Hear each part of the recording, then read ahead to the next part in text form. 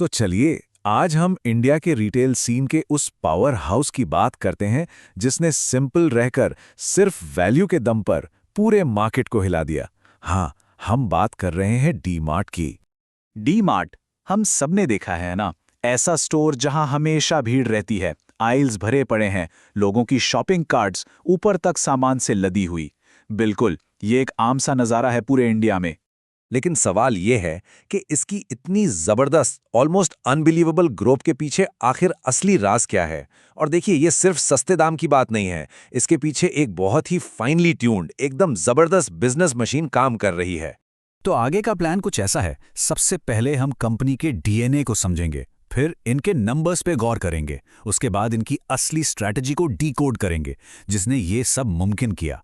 फिर देखेंगे कि इनका असर सिर्फ स्टोर्स तक ही नहीं, उससे आगे भी है। और हाँ, आखिर में आने वाले चैलेंजेस पर भी एक नजर डालेंगे। तो चलिए शुरू करते हैं। इस वैल्यू एम्पायर की एक एक परत को खोलकर देखते हैं। और हाँ, ये सारी जानकारी हमने सीधे कंपनी की अपनी रिपोर्ट से ही ली है।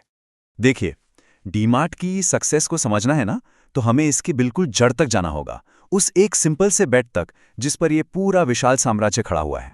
समझिए, डीमार्ट कोई ऐसी हवा में आया हुआ रिटेल आइडिया नहीं था, बिल्कुल नहीं। ये तो legendary value investor Radhakrishna Damani का एक बहुत बड़ा रियल वर्ल्ड एक्सपेरिमेंट था। उनकी एक सिंपल सी लेकिन बहुत पावरफुल हाइपोथेसिस थी कि अगर वैल्यू पर एकदम रिलेंटलेसली, ऑलमोस्ट जुनून की हद तक फोकस किया जाए तो जीत हमेशा होगी। और डीमार्ट इसी बात को पूरी दुनिया के सामने साबित करने का जरिया था। और इनकी ये पूरी फिलॉसफी बस इन तीन सिंपल लेकिन जबरदस्त कोर वैल्यूज पर टिकी है। पहला, वैल्यू डिलीवर करने के लिए एकदम फोकस से काम करो। दूसरा, भरोसा जीतने के लिए हमेशा सच्चाई से ऑपरेट करो। और तीसरा, इस सफर में जुड़े हर एक इंसान की केयर करो। बस इतना सिंपल, और यही तीन चीजें इनके हर डिसीजन को गाइड करती हैं। तो ये तो था डीमार्ट का डीएनए। अब देखते हैं कि ये फिलॉसफी, ये सोच आखिर नंबर्स में कैसे बदलती है। और मैं बता रहा हूं, ये नंबर्स सच में हैरान करने वाले हैं। सबसे पहले रेवेन्यू ग्रोथ देखिए, सालाना 28% की जबरदस्त छलांग। इसे सिर्फ ग्रोथ नहीं कह सकते, ये तो एक रॉकेट शिप है। इसका साफ मतलब है कि ज्यादा से ज्यादा लोग इनके स्टोर्स में आ रहे हैं और ज्यादा खर्च भी कर रहे हैं। ये उस रिटेल इंजन की आवाज है जो फुल स्पीड पर दौड़ रहा है। लेकिन असली इंटरेस्टिंग बात अब आती है। इनका प्रॉफिट बढ़ रहा है 39% के रेट से, मतलब रेवेन्यू से भी कहीं ज्यादा तेजी से। तो इससे क्या पता चलता है? ये सीधा सीधा एफिशिएंसी के लिए इनके जुनून को दिखाता है। ये लोग सिर्फ ज्यादा सामान नहीं बेच रहे, बल्कि हर बेची हुई चीज से ज्यादा प्रॉफिट निकालने में माहिर हो चुके हैं। तो आखिर ये पैसा आ कहां से रहा है? अच्छा, इसमें कोई हैरानी नहीं है कि फूड एंड ग्रोसरीज इनका सबसे बड़ा सेगमेंट है, लगभग 56%। लेकिन बाकी के हिस्से को देखिए, करीब 44% जनरल मर्चेंडाइज और कपड़ों जैसी हाई वैल्यू कैटेगरी से आ रहा है। और उनके प्रॉफिट के लिए ये मिक्स बिल्कुल क्रूशल है। ठीक है, तो हमने रिजल्ट्स तो देख लिए जो कि कमाल के हैं, लेकिन ये करते कैसे हैं? चलिए अब इनकी उस सीक्रेट ऑपरेशनल प्लेबुक को खोलते हैं जो इस पूरे इंजन को पावर देती है। शुरुआत करनी होगी इनके मिशन से, जो इतना सिंपल और क्रिस्टल क्लियर है कि क्या कहें। कोई फैंसी वर्ड्स नहीं, कोई झोल नहीं, बस एक लक्ष्य, अपने आसपास का सबसे सस्ता ऑप्शन बनना, पीरियड। इनका हर एक डिसीजन इसी एक मकसद की कसौटी पर कसा जाता है। और ये है इनका सीक्रेट वेपन, एक सिंपल सा लेकिन ब्रिलियंट 4 स्टेप प्रोसेस। पहला, बल्क में खरीदने वाले कस्टमर्स को टारगेट करना, यानी इंडियन मिडिल क्लास जो हर एक रुपए की कीमत जानता है। दूसरा, हर छोटी बड़ी लागत को कम करने का जुनून। शायद इसीलिए ये अक्सर अपनी जमीन रेंट पर लेने की जगह खरीद लेते हैं। तीसरा, ये लोकल लोगों को ही नौकरी देते हैं और ट्रेन करते हैं, जिससे एक लॉयल वर्कफोर्स तैयार होती है। और चौथा, ये लोकल बिजनेसेस को सपोर्ट करते हैं।